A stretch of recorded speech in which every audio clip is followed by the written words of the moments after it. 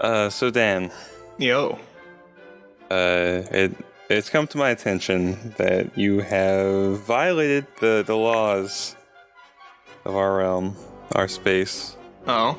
our sacred space here. Well, I feel like you have to tell me the charge if you're gonna call me out in public like this in the pod. Well, He doesn't have to, but I think he should probably. This is no just podcast. the prompt words that are so sacred to what we do here must never be repeated.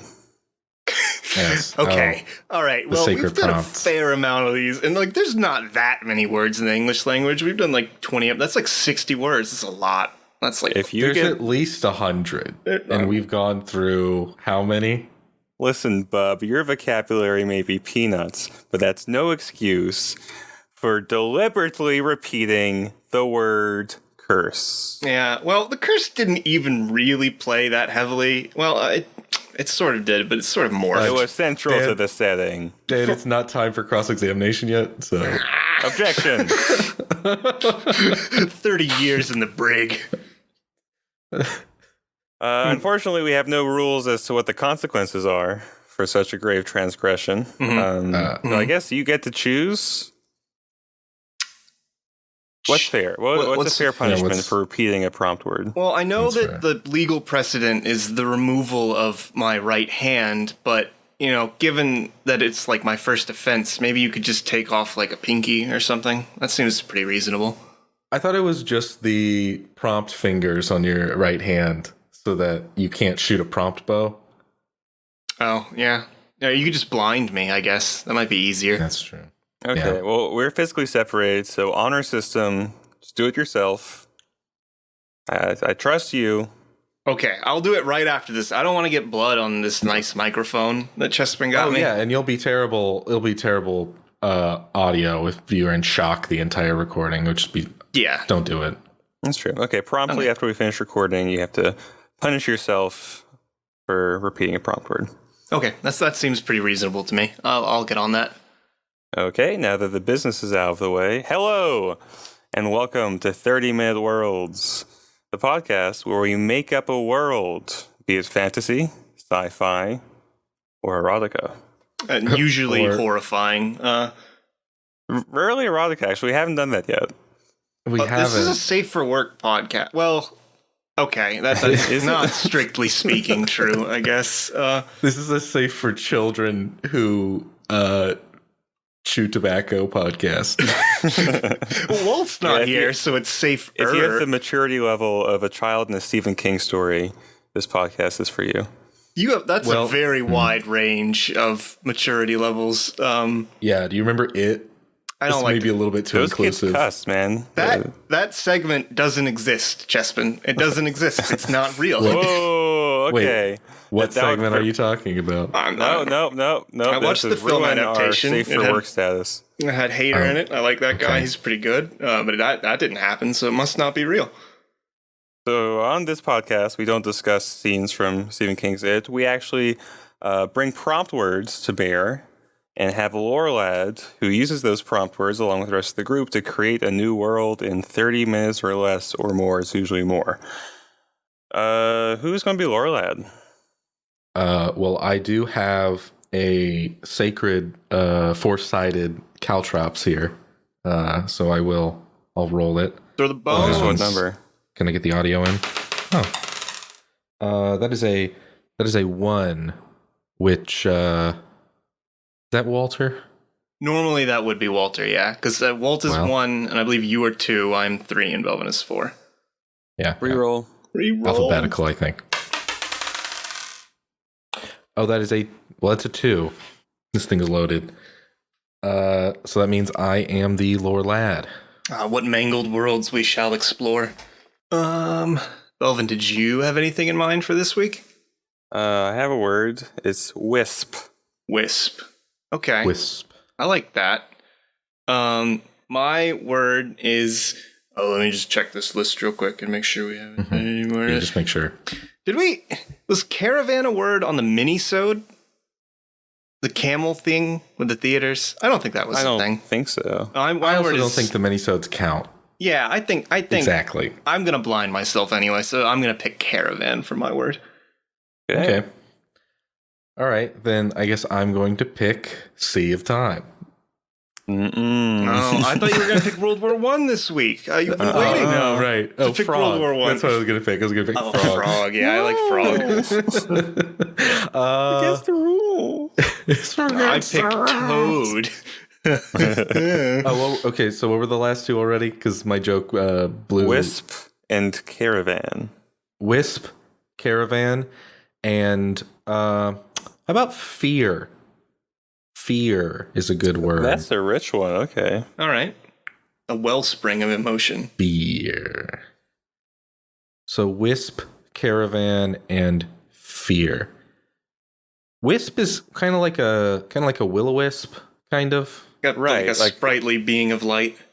Yeah, Mhm. Wisp can be kind of spirits. Wisp can be a lot of things. That's kind of why I said it. Yeah, like Wisp of Smoke, Wisp of. Yeah. Well, Wisp can be a bad thing too. I think there's a variety of Wisp that like lures travelers to their death in bogs, and it's like Celtic mythology or something. That might just be a Harry Potter monster. I don't Yeah, know. usually the will-o-wisp. I mean, the will-o-wisp is a lot of bad shit. There could be helpful Yeah. wisps. I think it would be cool if we made a world where everyone was evacuating. Okay. Everyone was running away from something. So there are these big caravans, all the civilizations trying to move away Okay. from something. Right, something they're afraid of. Right. Yeah, I like that. So is this are they all moving in one direction, or are they just moving constantly? Like Maybe all in of one them? direction. Maybe there's two continents, and one continent's really hard to get to. It's across some strait or something. mhm. I also like this idea, the idea of if everybody's moving in one direction, then that means it's like this compressing sort of action. Like instead of everybody like scattering to the winds, it's more like everybody's getting pushed closer and closer together. Right. They'd be interacting. Yeah, that makes sense. Well, it's like your local village, right? Formed like your own sort of little caravan, and you fled this threat or whatever it is, and then like in the surrounding villages, you all sort of either end up together or in competition. And then from the hamlet over, it just sort of strengthen numbers, but also like pooling resources and stuff like that. And it just makes sense, Right. And if we have a world with different civilizations, maybe different species, then them having to come into contact on the road would be really interesting. Mm-hmm. Okay, so what are they running away from then? This is you said Wisp. What my mind goes to, and bear with me, it's a little Final Fantasy X, a little bit Final Fantasy X, that there is some sort of veil that's being. Oh, that's a little too Fortnite. no Fortnite caravan setting, please. Well, it's like, oh, like there's just this veil that's passing over the world from west to east. That Everyone gets the message. They have 60 seconds until the storm comes. Yeah, and the people that lead the caravans, they're all Twitch streamers. We got all these licensing deals. So my idea is that when you die, your wisp leaves, like a wisp leaves your body if it's not Okay. if it's not tended, and then that wisp, those wisps like somehow wreak havoc. I like that. Maybe there's some trigger that wisps who have previously not been enough of a problem to get people to flee their home. Maybe there's a war, and like all the spirits of the dead bodies band together. I like that. So it's something sort of like the part of this land, like originating from these two kingdoms that were at war or whatever, is being consumed by this like horde of wisps, basically, that overrun the landscape with this choking fog. Yeah, what if there are three kingdoms that have been at war? And that's part of why this is so unprecedented, that these three kingdoms have never been all at war with one another. Okay. So a ton of casualties. And the wisps that normally are, if not benevolent, not actively hostile. These are like war wisps. There's sort of collateral damage or not collateral damage, but there's sort of like a byproduct of war. They don't seem to have any real agency by themselves.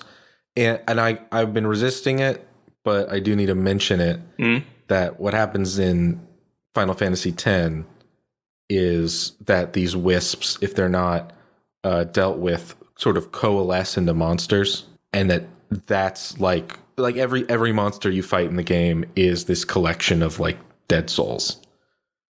No, I like that a lot, and because it lets us we can use fog as like the sign of like the fallen lands and like the danger. Like if you're like on guard when the caravan is at rest tonight, and like like a heavy fog descends or like just rolls in out of nowhere, like beasts start appearing within it.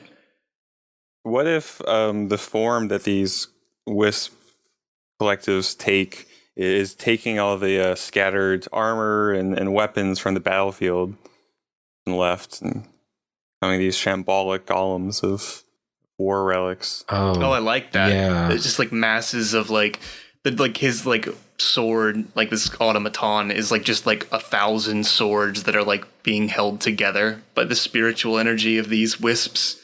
Yeah. Fucking metal. Oh yeah, and maybe they do band together like and like a little bit, where there would be like a sword golem that would there would be all this gigantic battle and thousands of people had died, and those 1,000 swords all became one horrifying like entity. Oh yeah, I like it at scale. I like the idea of these titans just rampaging, like all 5,000 breastplates fused together. And I like the idea that like some of them might resemble like animals or even people. Like it's like a giant like alligator with like giant halberd or like ballista arrows like for the teeth. And then some of them are just like, it is literally just like a ball of swords that just rolls. Because what the fuck, how do you fight that? Like, what do you do? Yeah. It's just literally like a giant ball of swords starts rolling at you and it's just ruining your hometown. Interesting. I guess in my head they're kind of alien looking, a little Neon Genesis Evangelion.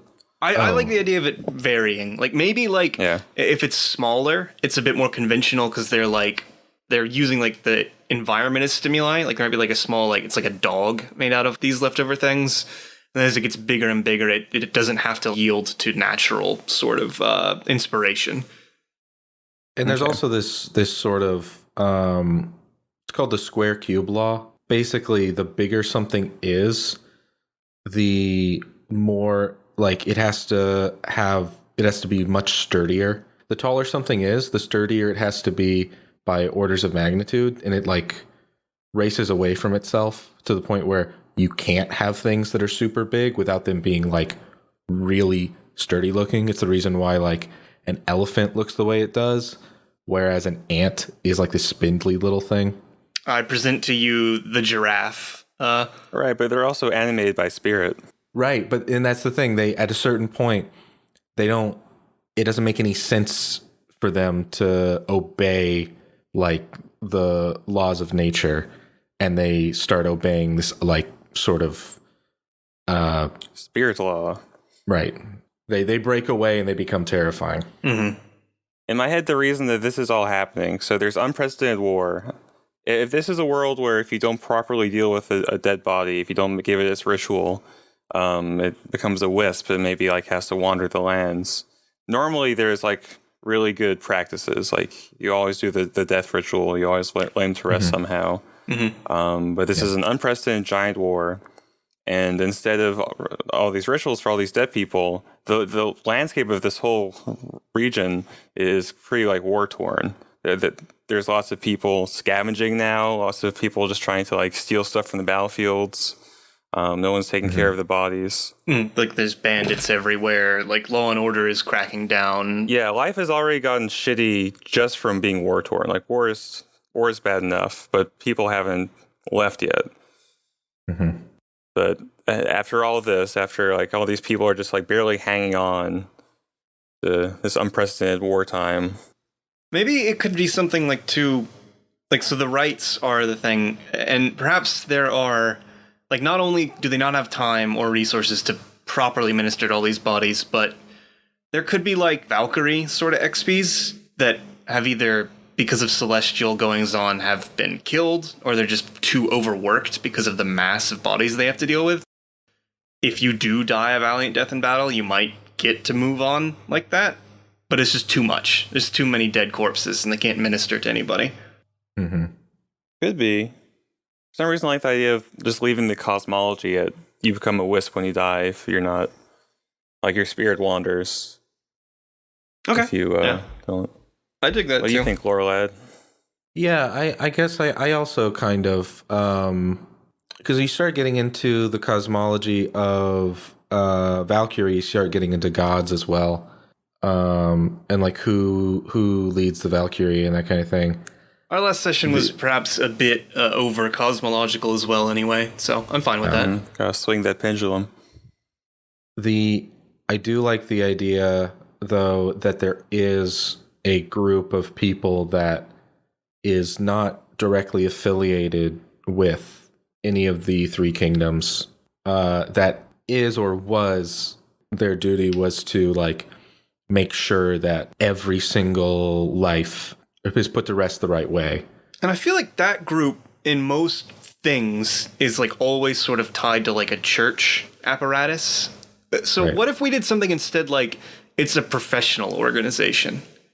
Like that's just their job. I like that. Like they help move souls on. Like they don't even necessarily know where they're moving them on to, but they stop them from becoming wisps. Right. There are rituals in terms of there being like a set of necessary steps, but in this world, it's kind of become decoupled from religion. It's just an industry. I like that a lot. Mm-hmm. I also, if we're talking about flavoring, for some reason, Three Kingdoms, I kind of want to make this like a Asian, Chinese style world. Maybe just because when I think of like war-torn lands, there's a poet I liked a lot, Du Fu, who wrote lots of poems about how terrible the massive periods of war in historical China were, in feudal China.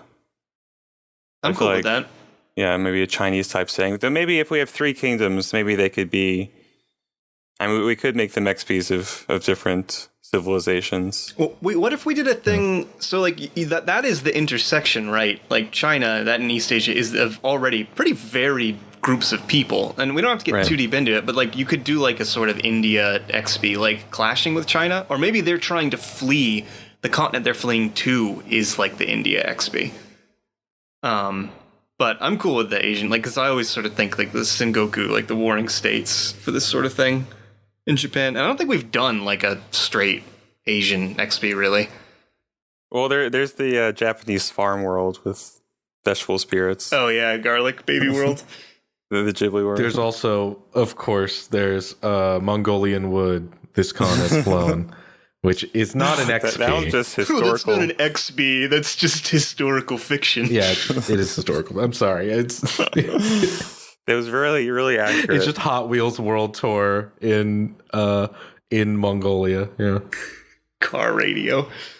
Ugh. Yeah, so we've already set up sort of a few periods here. We've got like and the important events are this war, which sort of marked like this beginning of the Wisps being a real big problem. And I guess they got out of hand, and now and after a certain point everybody started to abandon. After what has been retroactively dubbed the War of the Wisps, the whole land is out of control. I feel like where this starts, right, is at battlefields. Like that's ground zero for this is the battlefields. And in a setting where kingdoms are involved, the leadership of the nations are going to be at ground zero. Like the king and his siblings and his cousins are going to be at the battlefield. So I feel like a lot of like authority figures die very early on into this becoming a problem. Right. So from each kingdom, there would be a caravan of the nobles, of all the like high-ranking people who weren't in battle, and have therefore not been immediately destroyed by the weapon monsters. I'm sure one of the caravans, the king is there because he didn't die, because he's not the kind of king who goes to war, right? He's a sort of a spineless king, and now he's shackled with like leading his people Yeah, let's call it the Silver Kingdom. Sure. And the king of the Silver Kingdom was never a warrior king. He's just terrified out of his mind, but he's trying to lead his people. Like, let's say the Silver Kingdom is like holding together okay. Yeah. But then maybe there's another kingdom that just got completely wrecked. Like maybe like all of the breastplates in the battle band together to become this like giant golem that smashed everything up. Oh man, Yeah. and the corpses are still wearing the golems, so it's like it's got skeletons dangling off and everything. Yeah, That's a prog rock cover if I've ever seen one.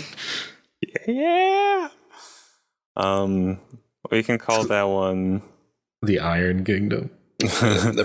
sure. Yeah, well, I mean that's kind of poetic. Yeah. Like if we assume that the Iron Kingdom was maybe like the most martial of them all. Yeah, like maybe they were winning the war, and like they had just won a massive battle, and so it sort of had driven off the other two, and that's why they're because if they're a more martial people, more of their like leaders would have been at the battle. Ooh, wait, we talked about scavengers. What if the Iron Kingdom just tried to like take all this stuff back, all these bodies with all these weapons without bothering to do any rights? And that triggered the whole thing. Like, they just wanted all the raw metal for reforging. Oh, I like that. They just chucked them all in carts and were like, all right, back to the capital. And that's ground zero for... Yeah, I like that. You got all these wisps like just kind of piled together. And it's not like they're like burning them or anything, which maybe would... Like, that's not the rights, obviously. Maybe it just like destroys some of them, but that's dope. Maybe it works, but... You got to do some sort of rights. Like there's gonna just burning them is really just getting rid of the bodies. Maybe mass rights are a thing, like where you can do like a whole bunch of people at once, like how Catholics in battle can like absolve like a whole group of soldiers at once. Maybe, but what if you can't? Like, what if this world just like has it built in that when there's war, there's a lot of deaths, and you have to do like a lot of rights if you want to do it right. Well, where I was going with that is that it probably wouldn't work well. And in this case, I think the Iron Kingdoms were not even bothering to do it. Could be. I mean, maybe the consequences of like not... If a wisp is quote unquote haunting you, like maybe it just like whispers in your ear, maybe you get like bad dreams sometimes. Historically, there's been no precedence for this kind of uprising. Well, maybe the Iron Kingdom was trying to maybe they had a falling out with this professional organization of what would we call them? I've got this idea of salt being important, like warriors of salt. Oh, we can just call them the Salters. The Salters, okay. Yeah. I do that. They can have like lots of tubes of salt, like because it's like sort of like professional. Like your kit of all your different. You got your fine grain salt, you got your sea salt, you got your Himalayan rock crystal salts. I feel like you wouldn't have to choose between different kinds. I feel like there'd probably be one or two best. Whatever, it's fine. They got professional disagreements about the kind of salt that's best. I now say, look, this Himalayan stuff it's wine's much better. It's purple. It makes a great show when you're sending them off. They upcharge like families like before they go to like a funeral to put the people to rest. Like, yeah, we get to get this premium salt. It's fresh from the ocean. It's pretty good. But the Iron Kingdom had a falling out with these Salters because. Actually, yeah. Why would that have happened? I mean, in my head, it's hubris. Like they have gotten so martial that they're like, why do we do all this? Why do we why are we paying money that could go to more weapons? That was where soldiers? my mind went. Was that they like broke the contract, like to just pay for more soldiers and weapons. Oh, and paradoxically, because the Salters have been doing such a good job, they didn't even think that it was going to be that big of a deal. Yeah, it's never happened before. Why would it happen? Right, they would be pretty complacent. And I think the remnants of the Iron Kingdom would have a lot of mercenary bands, a lot of like really dangerous guys who or maybe terrorizing all the different caravans that are fleeing because they're just trying to like take their supplies from off them. They've got like protection rackets on the caravans and shit like that. And maybe the last kingdom could be the Clay Kingdom, and could be like the biggest one, the most pastoral. Clay is good. I like clay. Country people that are trying to flee. I'm trying to think of like what else we can do to distinguish them. Where's my neighbor mowing his grass? It's fucking 8 o'clock at night. Yes, no. Nobody has schedules anymore. He's lost control of his life. Yeah, that's the thing. We've all lost control. Well, I mean, how do you want to fill out the Clay Kingdom?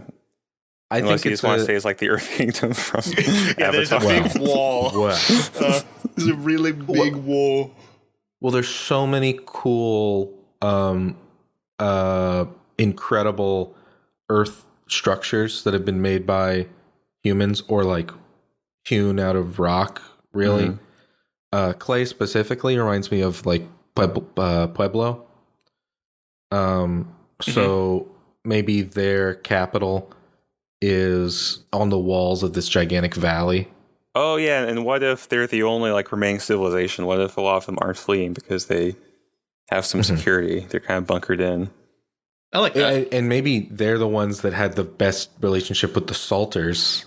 And because of the way that their nation is set up, they actually have to deal with individuals that are and like groups of people that just die like alone at their farm, and they have to always be sending Salters out, so they are very familiar with the threat and they were ready for it. So like most of the Clay Kingdom's population has sort of fled now to these cities, and as a consequence they have all of these Salters sort of concentrated in one place, and they can sort of manage it. Well, you can say it's the most populous one, or was, so maybe a lot of people are in caravans, but there's still a lot of people left that are in the like valley wall cities. There's like holdouts that think they can make it. Because it would have been so traumatic to like force all of the population of this kingdom into the cities, because they're not set up to deal with. Oh yeah, what if there were some hard choices? What if like only a certain number of people were let in, and then they the rest shut of the people? gates? Ugh. Yeah, I think that would happen. That's sad. Yeah, and then those people either had to, I guess they went out and tried to, you still have to have farmers. Otherwise, everybody's just going to have to leave eventually, because you're going to run out of food sooner rather than later. Yeah, to be continued there. Yeah, can of worms. Do y'all want to talk about the caravans more? Yeah, I feel like because we set up the kingdoms, we set up the threat that the War of the Wisps left, and let's just assume that these beings are pretty unstoppable with their current level of war acumen. That they're just stomping around this continent, which is big enough to hold the 3 kingdoms. Right, basically the only people that could stop them would be like a team of Salters, and like they're not used to dealing with them in that way, so it's a brand new field for them. That's funny. Like the only people that would have the potential to fight this genre fight are just scared merchants. Yeah, getting the hell out. I definitely like the idea that like the traditional like martial people that sort of started all this can't really fix it by just killing them. They're just sort of helpless. Maybe we could set up a little hook where the Clay Kingdom. Like, it seems like maybe a possibility that the Salters who are stuck behind the walls and the people of the Clay Kingdom can figure out some solution, but we'll leave that unresolved. So I think that what the Caravan looks like then, I mean, obviously it's a very desperate situation you're in, because they're all refugees at the end of the day. And they're carrying everything they own on their backs. I think the Salters are always going to occupy a pretty important part in these Caravaner societies. Like, I don't know if they're leaders, but they're at least like well respected and probably have a higher status. Each caravan wants at least one. Oh, you have to have at least one. At least 2. Right. Well, you need one in case the other Salter there's dies. Lots of caravans. We're talking about like really big scale of diaspora. I like the idea that like maybe before you like bought your way into being a Salter, but now they have to sort of choose apprentices out of these caravan like children. It's like maybe like war orphans and stuff like that. But like it's like a big deal if like your kid gets picked because they just elevated their status a lot. Mm-hmm. Are we thinking that the time scale of this evacuation is over decades? Is that the... It must be, right? I think it's just a big ass continent, and that's why it's taken so long. Yeah. Could be. I mean, I can imagine like that you live constantly on the move, and that there's some people whose whole job is being outriders and scouts and going, yep, the storage colossus is like this many miles away. It's stomping around. We have to get going. And that's just how life is always. God. We've made yet another one that's just really miserable to live in for most people. But there's light at the end of the tunnel, maybe. I mean, so what? Maybe, there has to be an end point, right? Like if they're fleeing. What if there is like, there could be like a city, like maybe this all started in the north and there's like a major merchant city in the south that has a lot of ships.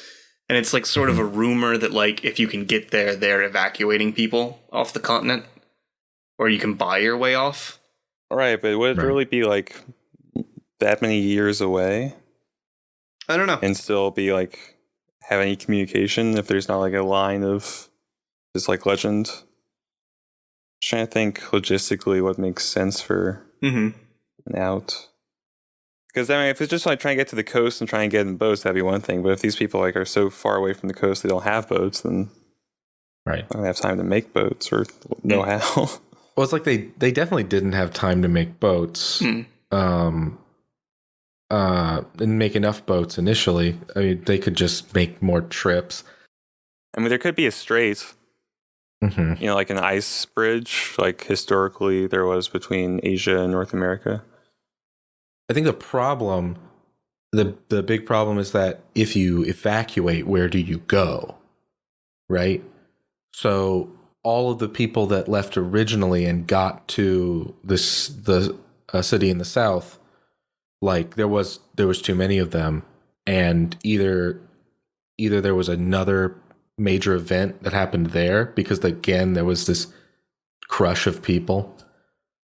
Or they just had to turn around and go home, essentially. Oh man, that would be so awful. Like, just so many people show up. They start fighting for resources. I don't know. I think it's the lore lad call. Like, I don't really know. Because I feel like we either do this, that it's just really big scale, and it takes like 2 or 3, or like we're 2 or 3 decades in, or we do it like it's just like a decade, and we're at like year like 7 after it happened. I kind of like that. Yeah, I like that too. Like a more immediate sort of, because then it's fresher, I think, right? Like some people have like the trauma of like the fucking giant, awful spear of whatever it was you said, like Colossus. Yeah, we can call them the Colossi. Yeah, a giant spider made out of spears killed my family. Well, I think we could go. We could dig into that. Unfortunately, I think that we are. The trauma? Well, you can always dig into the trauma, man. The spiritual healing that we could get, it would be immeasurable. Probably not, though. Better not to go into it. Probably not. I'm sorry. We don't have that kind of time. I could be here. I'd be here till dawn, man. Yeah, I mean, I feel like we made a fully formed setting. I want to know where they're going. Maybe we don't know that yet. Maybe they don't know that yet. Yeah, like they're in kind of undiscovered territory. The kingdoms, like maybe like, terrain gets really rough once you're a certain amount of miles away from whatever area the kingdoms are in. I mean, it's people like just never made that far. They're desperate, wisp-blown people fleeing from place to place. They're just wisps in the wind. And the saddest part is that because everyone's just running away from this problem, that it's never really going to get better. Because until there's actually a force that rallies to get rid of these things that are like world-ending problem that no group has any idea how to deal with, so they're just running. Yeah, I like that the implication in the sequel is that they have to come to all these different civilizations that they encounter and be like, hey, will you help us deal with this? Yeah, like on a post. This is a pretty hard to unfuck post-apocalypse. I think. Yeah, if this is like medieval levels, like what are you going to do against the Titans? Although I do think you could sort of go with sort of like there's Call of Cthulhu, which is like really dire and you don't really fight anything because it'll kill you and you'll go insane. And then there's Pulp Cthulhu, which is where you go into every fight with a Tommy gun and like a smirk, and you're killing Yog-Sothoth's children at every turn. they go through the Badlands. It takes them a decade to get through, and then they come to a civilization that has guns. And they're like, "Yeah, we can take care of that." Once again, guns were the solution to our settings problem. The problem is they didn't have any swashbucklers. This is good. I like it when our podcast ends by ruining everything we work on. Yes, and the final twist is that the key to the setting is that for everybody to go sailing away on ships and become pirates. Actually, this was stupid the whole time. Well, folks, that's our show. If you like this episode, you can subscribe to us on your podcasting service of choice to get new episodes every other Wednesday. And if you're feeling saucy, you can go ahead and write us a 5-star review and share us with all of your world-building friends. It really helps us out. Our art is courtesy of the talented and wonderful Shell Tor at Jovial Paradox on Twitter. You can tweet at us too at LoreLads, or send us spirited hate mail at 30minuteworlds@gmail.com. Thanks for listening, and as always, happy world building. Bye.